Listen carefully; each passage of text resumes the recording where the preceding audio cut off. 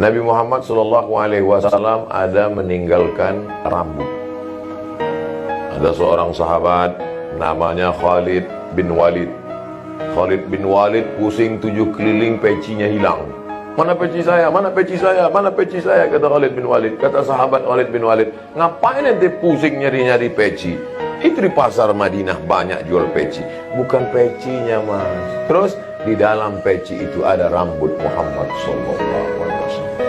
Aku simpan rambutnya dalam peci itu. Kemana aku pergi aku bawa, karena aku ingin mengambil barakah. Dan sekarang rambut itu hilang. Sekarang banyak yang mengaku jumpa rambut Nabi. Gimana cara membedakan rambut Nabi? Bagaimana cara membedakan rambut Nabi yang original dengan KW 16? Pertama, rambut Nabi tak bisa dibakar. Karena Rasulullah SAW itu cahaya.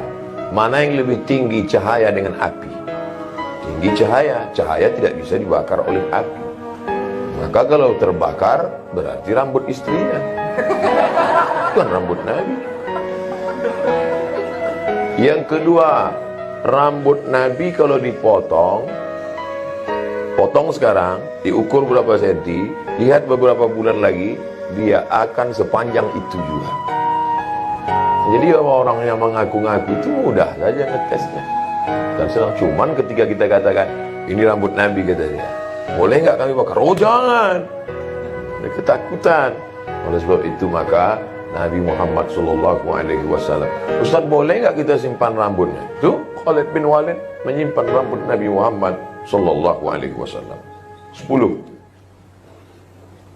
Air disimpan di dalam kulit kambing. Makanya ketika mengkuliti kambing itu jangan sampai bocor. Setelah dibuang lemaknya, dijemur, disamak, kering, dijahit kembali. Tempat air minum itu bahasa Arabnya qirbah. Orang Indonesia menyebutnya griba. Kita melihat tempat air minum yang terbuat dari kulit kambing itu selalunya dalam film koboi. Sambil naik kuda minum. Tumpahnya lebih banyak daripada yang masuk. Lalu kan film koboi. Nabi minum di tempat air minum terbuat dari kulit. Ketika Nabi Muhammad SAW meninggal, tempat air minum dari kulit itu diambil oleh sahabat Nabi perempuan bernama Asma. Siapa namanya? Asma, pakai alif. Asma. Kalau tidak pakai alif, Asma sesak napas.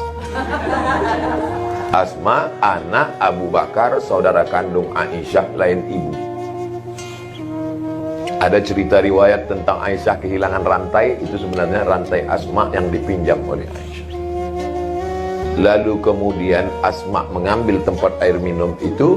Setiap anaknya sakit demam, maka dituangkan air ke dalam geribah itu, diminumkan ke anak orang yang sakit itu untuk mengambil barakah minum bekas dari tempat minum Nabi Muhammad SAW.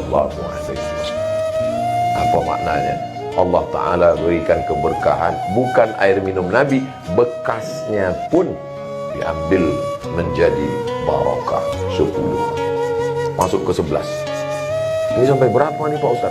Unlimited. Pokoknya kalau udah saya lihat ada yang mulai menggaru-garu, lama kali. Berhenti. Ke 11. Nabi punya mimbar 3 lantai. Mimbar Nabi itu 3. 1, 2, 3. Imam Ahmad bin Hanbal menyentuh mimbar Nabi. Disentuhnya mimbar Nabi, dicium. Ini bekas mimbar tapak kaki Nabi, lalu dicium. Mengambil barakah. Dicium. Di mana kita bisa lihat riwayat ini Ustaz? Dalam kitab judulnya Mafahim Yajib an Tusahhah. Ditulis oleh keturunan Nabi dari jalur Sayyidina Al-Hasan. Nabi punya anak namanya Fatimah.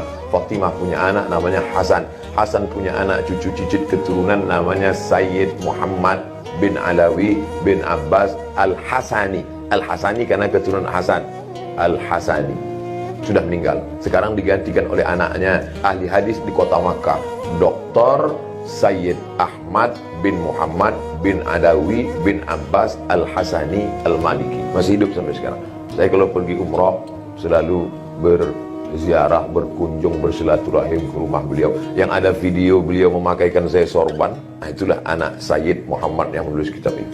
Waktu saya datang ke situ, ini Sayyid Ahmad Abdul Somad, Ustadz dari Indonesia. Begitu dia lihat, langsung disuruh duduk. Dia tanya murid-muridnya, ingatkah kalian 4 hari yang lalu? Ada apa, Syekh? 4 hari yang lalu aku bukakan HP, aku tunjukkan, ini ada Ustadz dari Indonesia. Hanya 4 hari saja orangnya sudah datang. Ini dia. Saya tidak ada kontak dengan muridnya. Saya tidak ada pernah minta antarkan ke sana. Ketika sedang umroh, saya sedang duduk di hotel. Datang beberapa anak muda. Mereka ngomong, Ustaz Somad, ya, mau nggak ketemu dengan Said Ahmad? Why not? Saya dibawa. Begitu sampai duduk di sana, dikasihnya 3 makanan daging. Daging ayam, daging kambing, daging kelinci. Nasi. Masya Allah. Habis itu disuruhnya murid mengambil sorban. Khudhil imamah, ambil sorban.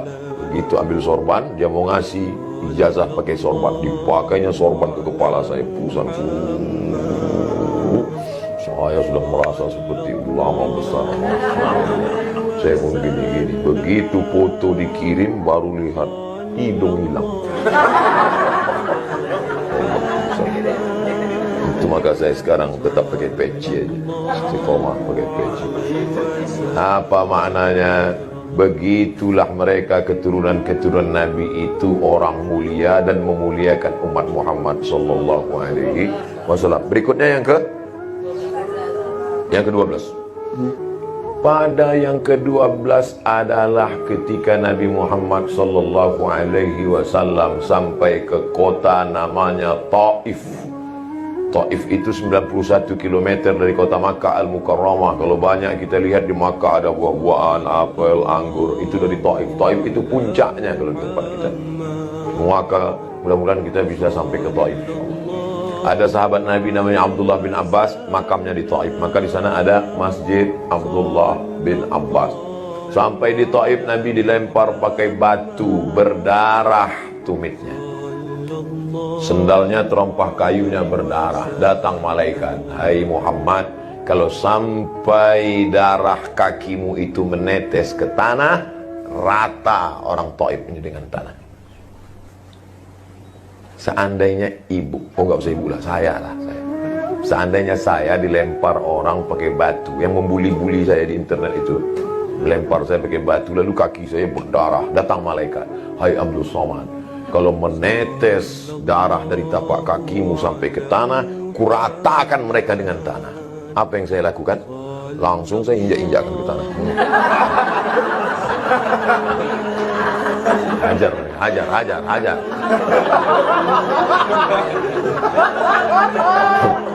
Nabi Muhammad SAW menahan darah dari tapak kakinya supaya jangan sampai menetes ke tanah karena sayang kepada mereka. Jadi sekarang kita ini ngaku umat Nabi Muhammad, baru diejek dikit aja malam tahajud nangis, ya Allah matikan dia. Kalau bisa jangan langsung mati, buat stroke 6 bulan ya Allah. Gimana? Makanya judul hari ini berat nih, meneladani Nabi Muhammad SAW. Tapi walaupun berat kita ikuti sebab kita ingin dekat dengan Nabi Muhammad SAW. 13. Ketika Nabi sedang berdoa di Taif, datang malakul jiwal. Malak, malaikat. Malik, raja. Malik, pemilik. Tulisannya sama, mim, lam, kap. Malak, malaikat. Malik, raja. Malik, pemilik. Malakul jibal, malaikat penjaga bukit-bukit.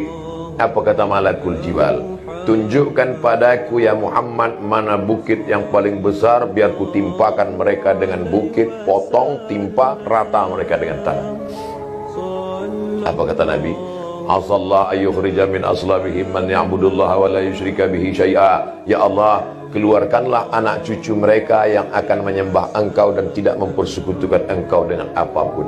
Doa Nabi dikabulkan Allah. Taif hari ini 100% Muslim. Taif yang dulu melempar Nabi. Nama sukunya Thaqif, nama kampungnya Taif. Nama sukunya Thaqif. Nama kampungnya Taif. Selesai pengajian, jamaah cerita ke kawannya, nama sukunya Taif, nama kampungnya Thaqif. Yang dengar nganggo, yang cerita juga. Dua-duanya sama-sama lupa. Untung ada teman kita dari Jepang yang mengingatkan, namanya Panasonic. Jadi kita banyak berutang budi dengan Jepang. Ada Panasonic, ada Sony, ada yang datang iPhone dari Belanda, dari Amerika, Apple Sumbing, iPhone. Ada datang dari Korea namanya Samsung. Satu datang dari Jawa Timur, Oppo. Saudara yang dimuliakan Allah, dimuliakan Rasulullah, insyaallah. Tapi yang diingat nanti yang 12, bukan yang Oppo ini. 13. Bagaimana Nabi Muhammad SAW di atas bukit, di lokasi Bukit Uhud di kota Al-Madinah Al-Munawwarah. 13. Apa yang terjadi? Keliling ini sudah kafir musyrik jahiliyah mau membunuh Nabi SAW. Datanglah salah seorang Nabi meminta sahabat, ya Rasulullah, likulli nabiyyin da'watun mustajabah. Setiap Nabi itu punya doa mustajab, doa pamungkas, tapi doanya cuma satu saja. Kalau kau berdoa maka rata mereka orang kafir ini mati semuanya. Segeralah ya berdoa ya Rasulullah. Segeralah berdoa biar kita selamat. Segeralah berdoa supaya kau jangan mati ya Rasulullah. Segeralah berdoa kita sudah kalah ya Rasulullah. Apa kata Nabi? Tidak. Aku simpan doa itu supaya menjadi syafaat untuk umatku di akhir zaman. 14 abad yang lalu dia memikirkan kita. Pernahkah kita memikirkan